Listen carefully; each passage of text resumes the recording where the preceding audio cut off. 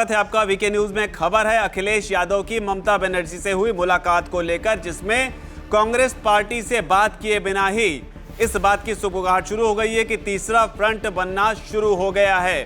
जी हां, अखिलेश यादव का बयान भी आया इसे लेकर, लेकिन तस्वीरें लगातार आप देख रहे हैं किस तरीके से अखिलेश यादव की ममता बनर्जी से मुलाकात हुई है।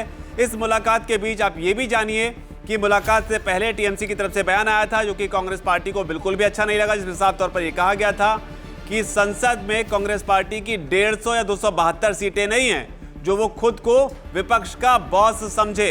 नसीहत दी थी कि कांग्रेस पार्टी खुद को विपक्ष का बॉस समझना बंद कर दे। और इस बीच अखिलेश यादव ने ममता बनर्जी से मुलाकात की है। मुलाकात के साथ ही अखिलेश यादव का बयान भी आया है, जिसमें अखिलेश यादव ने कहा है कि उत्तर प्रदेश में समाजवादी पार्टी के साथ गठबंधन में जो दल है, हम उन्हीं के साथ चुनाव लड़ने जा रहे हैं। उत्तर प्रदेश में जो समाजवादी पार्टी के साथ गठबंधन में हैं, हम उन्हीं के साथ चुनाव लड़ने जा रहे हैं। सर, समान विचारधारा वालों को लाएंगे क्या साथ में? और अब वो विचारधारा बड़ी मुश्किल होगी ढूंढने में उत्तर प्रदेश में। नीतीश जी कहते हैं कि कांग्रेस के बिना नहीं बन पाएगा। अगर आप प्रदेश देखें तो ज्यादा सांसद वही चुन करके आएंगे, जीत करके आएंगे, जो न कांग्रेस के साथ है न बीजेपी के साथ ही उन्होंने ये भी कहा है कि देश में सभी लोग परिवर्तन चाहते हैं।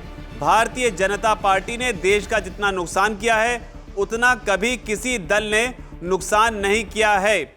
मुझे उम्मीद है कि किसी न किसी रूप में,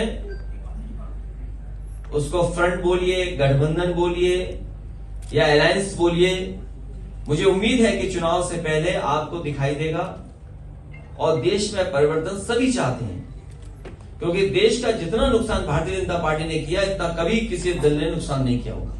तो त्रिकोण बन रहा है, आप कह रहे हैं कि राजनीति। तो ये अखिलेश यादव का बयान आया, जो कि तीसरे मोर्चे की लगातार बात हो रही। तो आपको ये भी याद दिला दें कि हाल ही में अखिलेश यादव ने साउथ इंडिया में जाकर स्टालिन से मुलाकात की थी।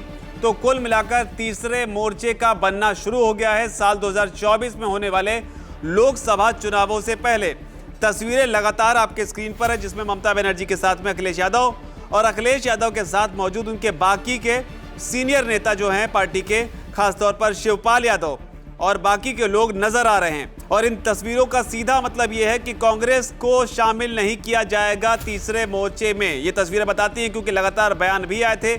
इससे पहले अखिलेश यादव ने कांग्रेस पार्टी पर ही निशाना साधते हुए ये कह दिया था कि बीजेपी कांग्रेस के ही रास्ते पर चल रही है। हालांकि इससे पहले कांग्रेस पार्टी के साथ में उत्तर प्रदेश में अखिलेश यादव जो है वो गठबंधन करके चुनाव लड़ चुके हैं, तब उन्हें हार का सामना करना पड़ा था।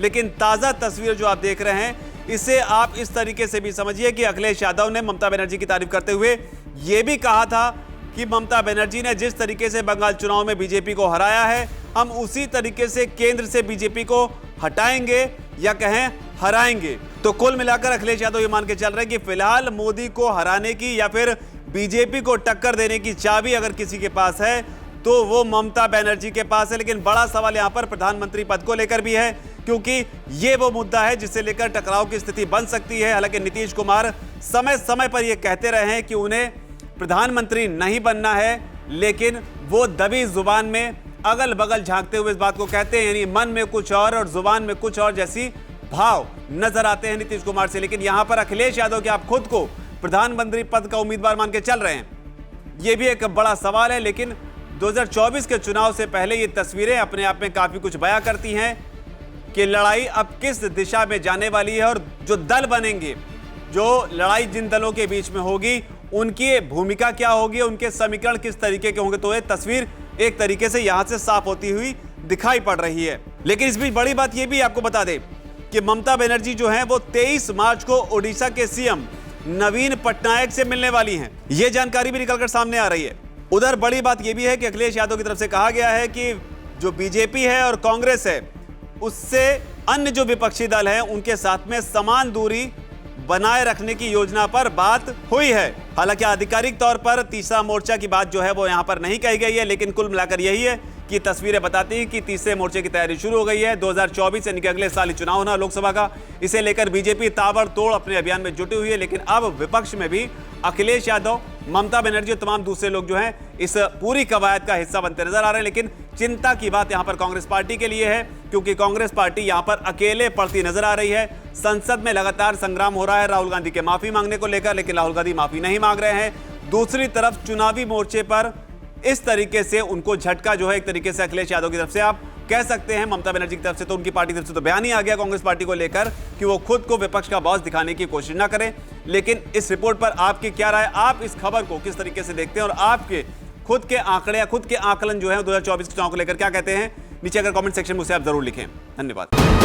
वीके न्यूज, राष्ट्र के नाम।